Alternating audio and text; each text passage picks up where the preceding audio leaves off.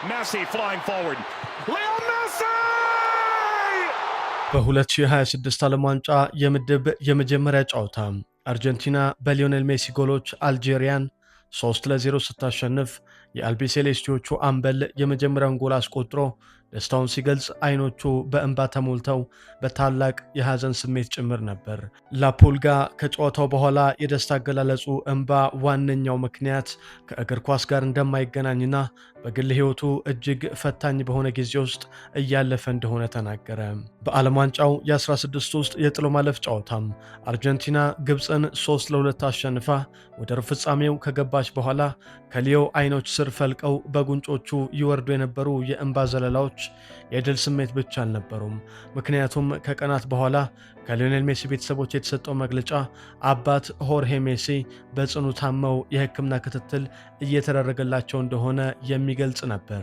የወቅቱ የዓለም ሻምፒዮን ሆኖ በ2026ቱ የዓለም ዋንጫ የተሳተፈ የነበረው የአርጀንቲና ብሔራዊ ቡድን አምበል ሊዮኔል ሜሲ በጨዋታው መሃል ጎል ሲያስቆጥርና ከድል በኋላ በፊቱ ላይ የሚታየው እንባና ጥልቅ ስሜት ዋነኛው ምክንያት የአባቱና ወኪሉ የሕይወቱ መንገድ አቅኚ በእግር ኳስ የህልሙ እውን መሆን ዋነኛ ሰው ሆርሄ ሜሲ በጽኑ መታመም ጋር የተገናኘ ነበር። አርጀንቲና በ2026 ዓለም ዋንጫ ወሳኝ ምዕራፍ ላይ በተገኘችባቸው አጋጣሚዎችም በአባቱ የጤና ሁኔታ ከባድ ጭንቀት ውስጥ የነበረው ሜሲ በ8 ጨዋታዎች 8 ጎሎችን አስቆጥሮ 4 አሲስቶችን ባስመዘገበበት የዓለም ዋንጫ በመሃል ውድድሩን አቋርጦ ወደ ሀገሩ ስለመመለስና ከአባቱ ጎን ስለመቆም አስበው እንደነበርም ተገልጿል።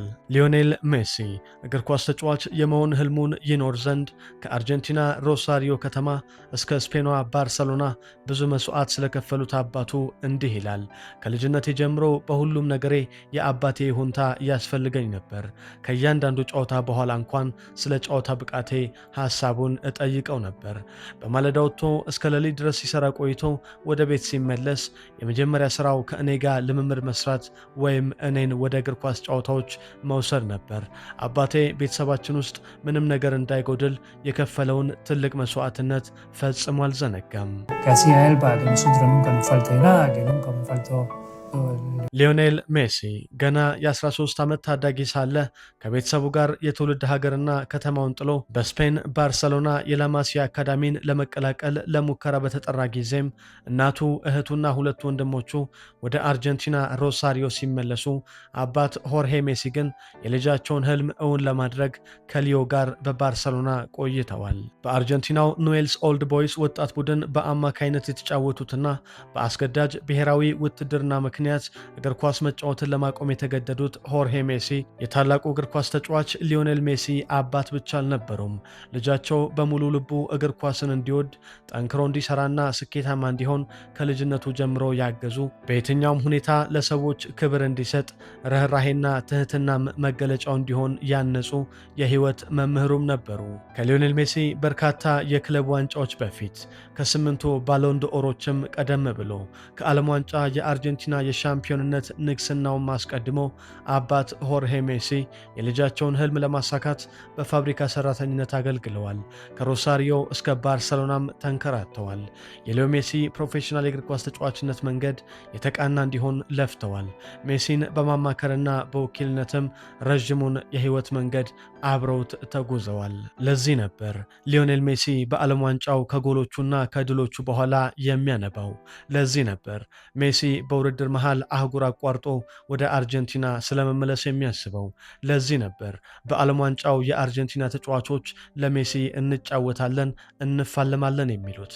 ለዚህ ነበር ከዓለም ዋንጫ የፍጻሜ ጨዋታ በኋላ ሜሲ በፍጥነት ወደ ሀገሩ አርጀንቲና ወደ ትውልድ ከተማው ሮሳሪዮ በፍጥነት የተመለሰው።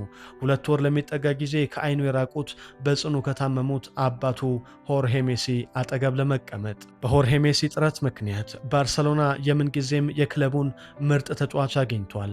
አርጀንቲናም የዓለም ሻምፒዮን ሆናለች። የእግር ኳስ ወዳጅ የሆነ የዓለም ሕዝብ ሁሉ ተአምረኛውን ተጫዋች የታላቁን ሊዮኔል ሜሲን የሜዳ ላይ ምትሃት ከ20 ዓመታት በላይ ለመመልከት ታድሏል። ዓለም የሊዮኔል ሜሲን በሺ የሚቆጠሩ የእግር ኳስ ተአምራት እንዲመለከት ምክንያት የሆኑት አባት ሆርሄ ሜሲ ለወራት በሕክምና ሲረዱ ቆይተው በ68 ዓመታቸው ከዚህ ዓለም በሞት ተለይተዋል። ከሊዮኔል አንድሬስ ሜሲ ተአምረኛ ግራ እግር ጀርባ የነበሩት ታላቅ ሰው አባት ሆርሄ ሜሲ አልፈዋል። የእግር ኳሱ ዓለም ስለ ታላቁ ኮከብ ልጃቸው ሁል ጊዜ ሲያመሰግናቸው ይኖራል። አዲዮስ ፓራ ሲምፕሬ ሆርሄ ሜሲ።